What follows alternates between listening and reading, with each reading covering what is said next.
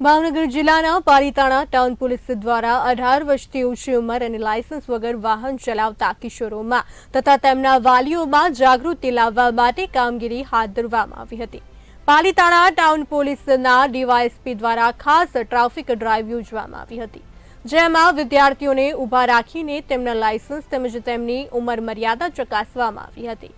જેમાં અંદાજિત 15 જેવા વિદ્યાર્થીઓ પાસે લાયસન્સ અને 18 વર્ષથી ઓછી ઉંમરની ખામીઓ જોવા મળી હતી। ત્યારે આ તમામ વિદ્યાર્થી તેમજ તેમના વાલીઓમાં અવેરનેસ આવે તે માટે ગાડીઓ સાથે વિદ્યાર્થીઓને સમજૂતી આપવા માટે પાલિતાણા ટાઉન પોલીસ ખાતે લાવવામાં આવ્યા હતા અને ત્યારબાદ તમામ વિદ્યાર્થીઓના વાલીને જાણ કરી પોલીસ સ્ટેશન ખાતે બોલાવવામાં આવ્યા હતા,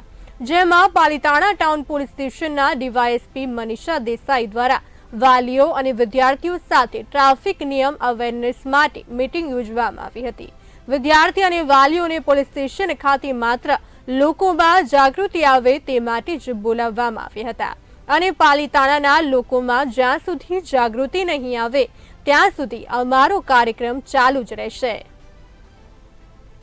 રોજ પાલિતાણા ટાઉન પોલીસ સ્ટેશન તરફથી એક નવતર પ્રયોગ હાથ ધરવામાં આવ્યો, જેમાં અંડર 18 ના જે બાળકો, જે માઇનોર્સ વ્હીકલ ડ્રાઈવ કરે છે તેમના માટે એક વ્હીકલ ડ્રાઈવની અમારા તરફથી આયોજન કરવામાં આવ્યું। તેમાં મેં સ્કૂલ નક્કી કરી, ત્યારબાદ સ્કૂલના જે છૂટવાનો સમય હોય ત્યાં જઈને જે બાળકો પોતાને અંડર 18 છે અને લાયસન્સ નથી ધરાવતા તેમ છતાં એ વ્હીકલ ચલાવીને સ્કૂલ સુધી આવે છે તેમને પકડીને ત્યારબાદ તેમને પોલીસ સ્ટેશન સુધી લાવવામાં આવ્યા અને તેમના માતા પિતાનો સંપર્ક કરીને માતા પિતાને